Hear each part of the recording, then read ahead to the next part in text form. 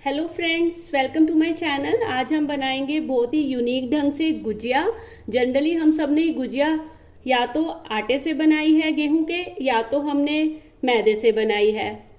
लेकिन आज जो मैं गुजिया आपको बनाना सिखाऊंगी वो मैं बना रही हूँ चावल के आटे से। तो आप ज़रूर ट्राई कीजिएगा। अगर आपको मेरी रेसिपी पसंद आती है तो please like, share, comment and subscribe ज़रूर करें। तो चलिए स्टार्ट करते हैं अपने चावल से आटे से बनाई हुई गुजिया को।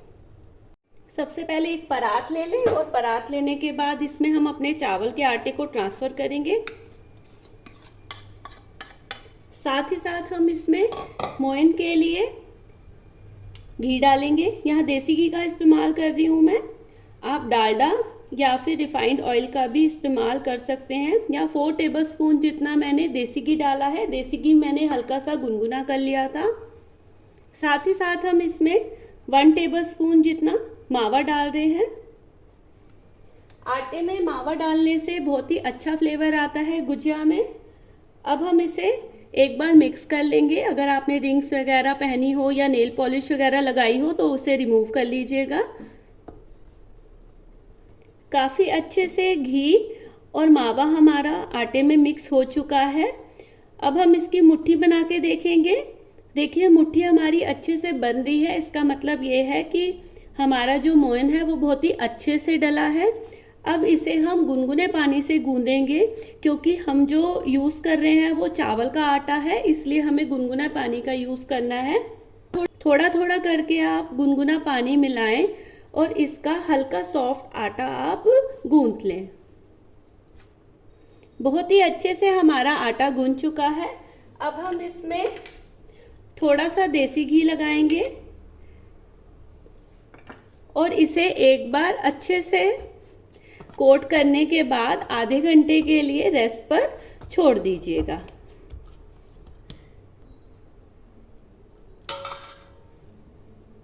अब इसकी स्टफिंग बनाने के लिए एक पैन ले लें और उसमें 2 टेबलस्पून जितना हम देसी घी डालेंगे। जैसे ही हमारा देसी घी हीट हो जाएगा, अब हम इसमें अपने ड्राई फ्रूट्स डाल के उसे हल्का हल्का फ्राई करेंगे। यहाँ मैं काजू डाल रही हूँ, थोड़े से बादाम लिए हैं मैंने।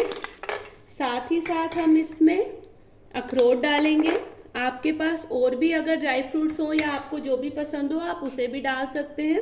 साथ ही साथ यहाँ पे मैं चिरौंजी डाल रही हूँ। ड्राई फ्रूट की क्वांटिटी आप अपने टेस्ट के अकॉर्डिंगली सेट कर लें। अब इसे डालकर आप धीमी आंच पर हल्का सा भून लीजिए, जिसमें इसमें अच्छा सा एक क्रंच आ जाए।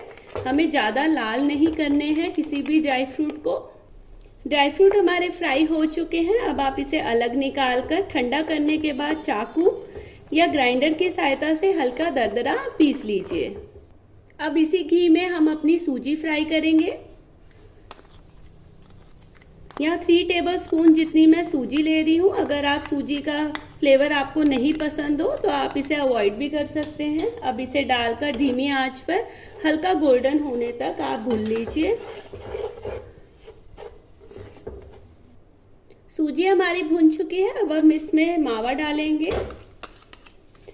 मावा डालने के बाद हम तब तक इसे भूनेंगे जब तक हमारे मावे में एक लाइट गोल्डन कलर का शेड ना आ जाए। मावा हमारा अच्छे से भून चुका है। अब हम इसमें किसा हुआ नारियल डालेंगे 3 टेबलस्पून जितना। साथ ही साथ यहाँ मैं किशमिश डाल रही हूँ। यहाँ 2 टेबलस्पून जितनी मैंने किशमिश ली है। इसको डालकर एक बार आप मिक्स कर लीजिए। साथ ही साथ इसमें जो ड्राई फ्रूट्स हमने घी में तले थे अब उसे भी डाल देंगे। इसे मैंने रफली चॉप कर लिया था। अब इसे डालकर आप मिक्स कर लें। स्टफिंग हमारी ठंडी हो चुकी है। अब हम इसमें 1/2 टेबलस्पून जितना यहाँ मैं इलायची पाउडर डाल रही हूँ। साथ ही साथ 1 पिंच जितना हम यहाँ पे बेकिंग सोडा डाल रहे हैं। सिर्फ 1 पिंच जितना ही डालना है, इससे ज़्यादा नहीं डालना है। अब मैं यहाँ पे देसी खांड का इस्तेमाल कर रही हूँ इसे मीठा करने के लिए। अगर आप चीनी डालना चाहते हैं तो उसे आप पीस कर ही डालें।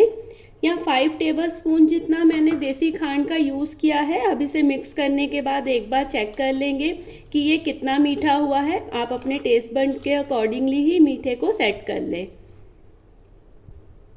मुझे इसकी मिठास थोड़ी सी कम लग रही थी, इसलिए मैंने 2 टेबलस्पून जितना और खांड ऐड किया है। टोटल यहाँ पे हाफ कप जितनी खांड मेरी यूज़ हो गई थी। चलिए अब हम इसे भरते हैं। यहाँ मैंने छोटी छोटी लोइयाँ बना ली थी अपने आटे से।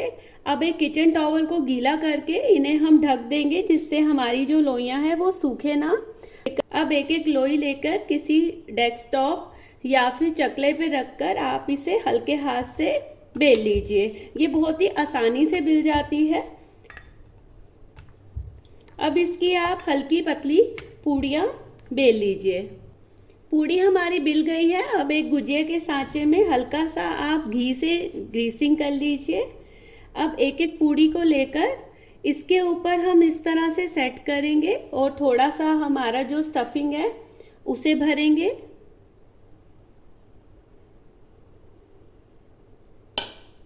अब बिना कुछ लगाए, घी या पानी बिना कुछ लगाए, इसे हल्का सा आप बंद कर लें और हल्के हाथ से दबाकर, जिस ढंग से आप गुजिया बनाते हैं उसी ढंग से आप ऐसे हल्के हाथ से इसे दबाएं और एक्स्ट्रा आटे को अलग रख दीजिए। अब इसे देखिए कितनी सुंदर से हमारी गुजिया तैयार हो गई है। अब इसी ढंग से आप अपने आटे और भरावन से सभी गुजियाओं को रेडी कर लीजिए, बट आप इन्हें ढक के रख दीजिएगा ताकि जब तक हम इन्हें तलें तो ये सूखे ना।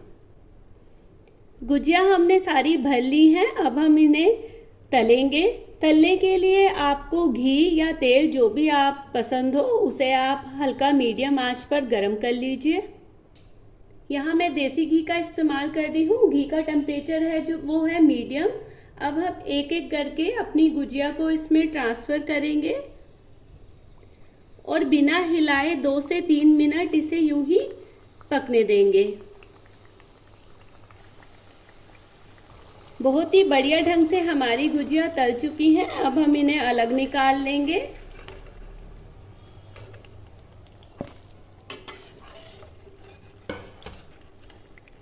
तो लीजिए, रेडी है बहुत ही टेस्टी एंड यम्मी चावल के आटे से बनी हुई मावा गुजिया।